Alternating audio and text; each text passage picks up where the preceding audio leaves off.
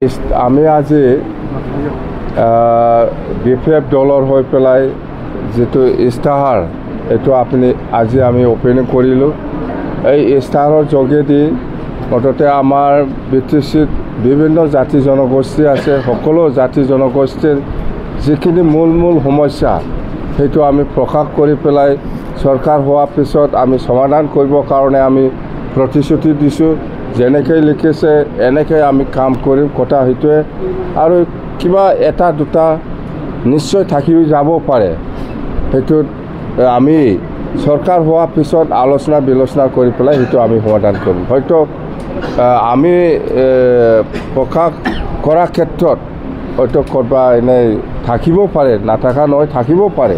মই কৈছোঁ থাকিব পাৰে, সেইটো আমি আলোচনাৰ মাজেদি সমাধান কৰি দিম। মুঠতে ইস্তাহাৰত বা মেনিফেষ্টোত যেটো প্ৰকাশ কৰিছে সেইটো আমি 100% কাম কৰিম। আৰু আমি মূল সমস্যা বা মূল কাম কৰি বিপিএফ দল হিচাপে চৰকাৰ গঠন কৰাৰ পিছত মেইন এজেণ্ডা বা মেইন ইস্যু বা মেইন কাম ইস্যু হিচাপে আমি লৈছোঁ যে সকলো জাতি জনগোষ্ঠীৰ লগত আমি যিখিনি অপিনিয়ন পাইছে, যিখিনি কথা শুনিবলৈ পাইছোঁ যে প্ৰথম সমস্যাটো হ'ল বড়ো হ'ব পাৰে, অসমীয়া হ'ব পাৰে, মুছলিম হ'ব পাৰে, বেংগলী হ'ব পাৰে, ৰাজবংশী হ'ব পাৰে, গাৰো ৰাভা হ'ব পাৰে বা বেংগলী হ'ব পাৰে বা নাথযোগী সূত্ৰধৰ বা শৰণীয়া গাৰো ৰাভা, সকলো অপিনিয়ন, সকলো জাতি জনগোষ্ঠীৰ অপিনিয়ন একটাই যে আমাক মাটিৰ সমস্যাটো সমাধান কৰি দিয়ক। তো সেইকাৰণে আমি বিপিএফ দলে প্ৰতিশ্ৰুতি দি আহিছোঁ বা আজিলৈকেও আমি দিছোঁ যে চৰকাৰ আহক, চৰকাৰ অহাৰ পিছত আমি আপোনালোকৰ এই মাটিৰ সমস্যাটো 100% আমি সমাধান কৰি দিম বুলি আমি প্ৰতিশ্ৰুতি দি আহিছোঁ। এই হিচাপত আমি 1 নম্বৰ প্ৰায়ৰিটি কাম কৰিব লগা আছে বুলি আমি ইস্তাহাৰত আমি আজি প্ৰকাশ কৰিছোঁ 1 নম্বৰ এজেণ্ডা সেইটোৱেই। আৰু 2 নম্বৰত আছে আমি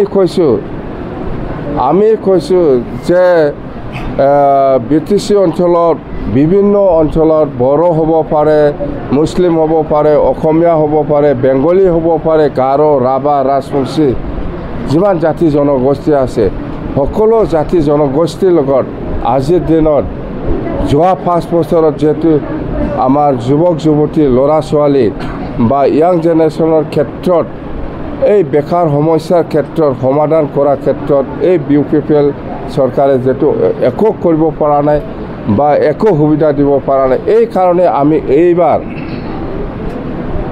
যেহেতু বহুত ল'ৰা ছোৱালী গাঁৱে আছে, MA পাছ হৈ পেলাই, BA পাছ হৈ পেলাই, এইবিলাক ল'ৰা ছোৱালীসকলক আমি কেনেকৈ সমাধান ইহঁতৰ বেকাৰ সমস্যাটো সমাধান কৰিব পাৰে তাৰ কাৰণে আমি লক্ষ্য কৰি পেলাই এইবাৰ যিমান পাৰে আমি চাম 100 crore ব্যৱহাৰ কৰিম বুলি আমি কৈছোঁ যে যিসকলে চাকৰি নাপাব, চাকৰি 1-2জন পাব, চাকৰি নোপোৱা ল'ৰা ছোৱালীসকলক আমি যিমান পাৰে এককালীন দান দি পেলাই, গ্ৰেণ্ড দি পেলাই ইহঁতৰ যেটো সংস্থাপন, এই জীৱনৰ যেটো সংস্থাপন এইটো কৰিব পাৰিব বুলি এটা বিশ্বাস ৰাখি পেলাই আমি এই 100 কোটি এই বছৰত আমি ব্যৱহাৰ কৰিম বুলি কৈছে। যেনিবা সকলোকে আমি মানে স্কিল ট্ৰেইনিং দিয়া হ'ব, কোনোবা হেণ্ডলুম ছেক্টৰত, কোনোবা ইৰিগেশ্যন ছেক্টৰত,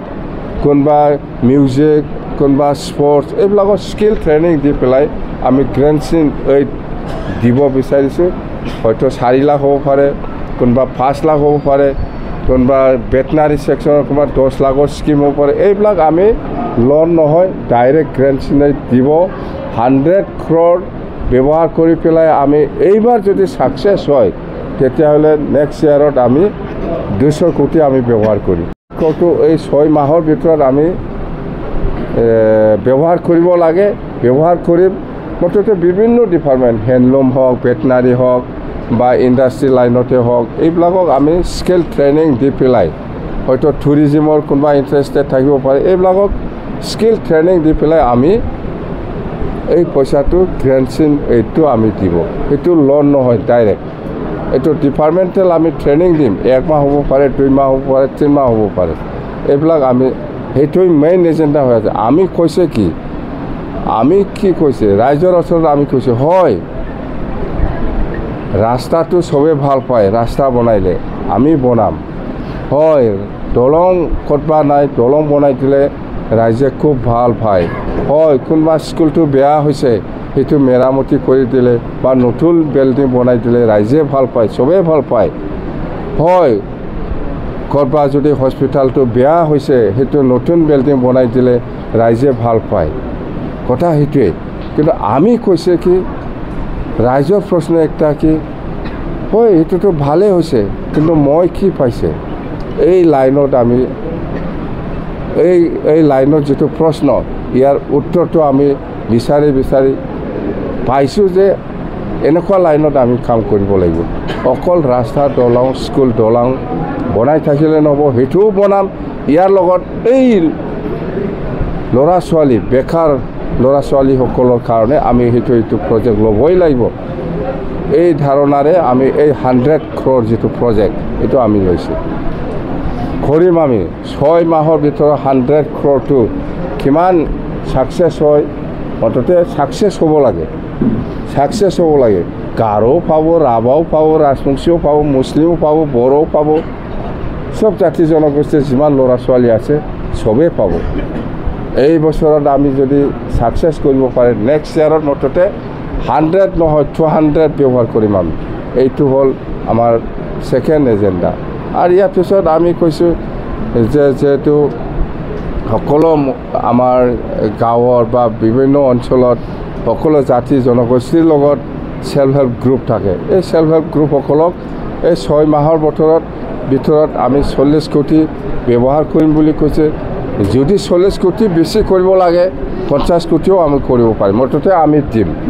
কোনোবা হয়তো 25,000 হ'ব পাৰে, কোনোবা হয়তো 20,000 হ'ব পাৰে, এনেকুৱা সৰু ডাঙৰ সেল্ফ হেল্প গ্ৰুপবিলাক থাকে, এইসকলক আমি পইচা দিম। গাৰোৰো সেল্ফ হেল্প গ্ৰুপ আছে, ৰাজবংশীৰো আছে, বড়োৰো আছে, মুছলিমৰো আছে, বেংগলীৰো আছে, চব জাতি জনগোষ্ঠীৰ লগত সেল্ফ হেল্প গ্ৰুপ আছে, সকলোকে দিয়া হ'ব। ইয়াৰ পিছত আমি কি কৰিব বিচাৰিছে, বহুত মানুহ লেবাৰ কৰি পেলাই খায়, আজি যদি হাজিৰা নাপায় অহাকালি খাবলৈ পইচা নাই, এনেকুৱা বহুত আছে, ৰাজবংশী সমাজতো আছে, বড়ো সমাজতো আছে, মুছলিম সমাজতো আছে, গাৰো সমাজতো আছে, মুঠতে সকলো শ্ৰেণীৰ সকলো জাতি জনগোষ্ঠীৰ যিসকল দৰিদ্ৰ গৰীব এইসকলক আমি 10,000 15,000 এনেকুৱা গ্ৰেণ্টচিন এই 6 মাহৰ ভিতৰত দিব। চৰকাৰ বনোৱাৰ পিছত এইটো 100% আমি কাম কৰিম। এনেকুৱা এইবিলাক কাম কৰি পেলাই যদি পজিটিভ ৰিজাল্ট পায় তেতিয়াহ'লে আমি নেক্সট ইয়াৰত আৰু পইচাটো বঢ়াই দিব। এনেকুৱা আৰু একটা আছে যেনিবা ছিনিয়ৰ চিটিজেনসকলৰ কাৰণে আমি এইবাৰ ধৰিছোঁ যেনিবা 10 কোটিৰ ভিতৰত আমি যেনিবা 5 কোটিটো হেণ্ডিকেপ বিকলাংগ ইহঁতৰ কাৰণে আমি 5 কোটি এক্সট্ৰা বাজেট কৰিছোঁ, আৰু 5 কোটিটো আমি ছিনিয়ৰ চিটিজেনৰ কাৰণে।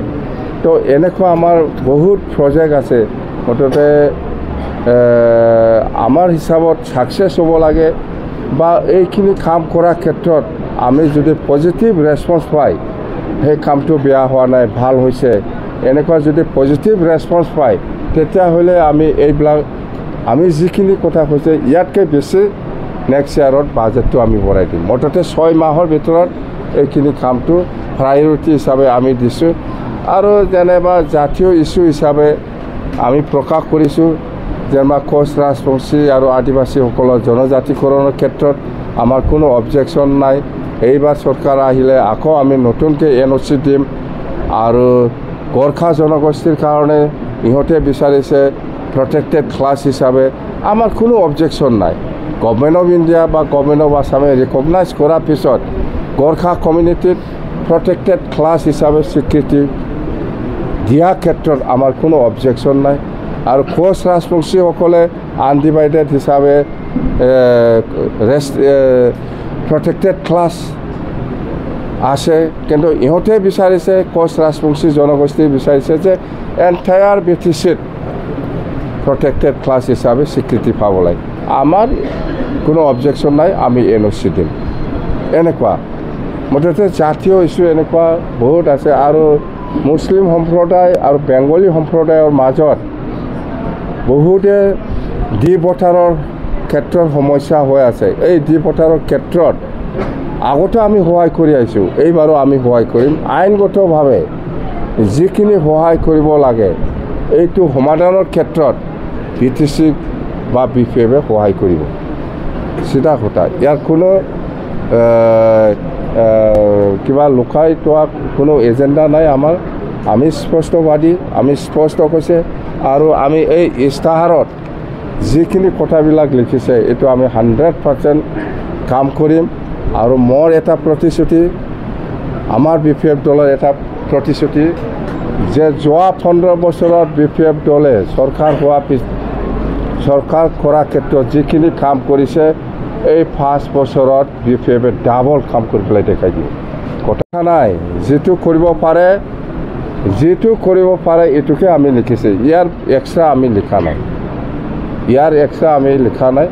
যিটো কৰিব পাৰে, যিটো আমাক কৰিবৰ কাৰণে ক্ষমতা দিছে এইখিনি আমি লিখিছে। ইয়াৰ বাহিৰে আমি লিখা নাই। এইখিনি কাম আমি কৰিম, কৰি পেলাই দেখুৱাই দিম। আৰু নিশ্চয় আমি এই 6 মাহৰ ভিতৰত যিখিনি আমি কাম কৰিম বুলি কৈছে নিশ্চয় পজিটিভ ৰিজাল্ট আমি পাব বুলি আশাবাদী। সকলো জাতি জনগোষ্ঠীৰ যিমান ছ'চিয়েল ৱাৰ্কাৰ আছে বা যিমান ইণ্টেলেকচুৱেল আছে নিশ্চয় আমি সঁহাৰি পাব বুলি মই কামনা কৰিছোঁ। মুঠতে যেনেকৈ কৈছে এনেকৈ কাম কৰিম। পজিটিভ যদি আমি ৰেছপন্স পাই এই 6 মাহৰ ভিতৰত চৰকাৰ হোৱাৰ পিছত নেক্সট ইয়াৰত আৰু ইয়াতকৈ আমি বেছি ভালকৈ কাম কৰিবৰ কাৰণে আমি চেষ্টা কৰিম। Thank U.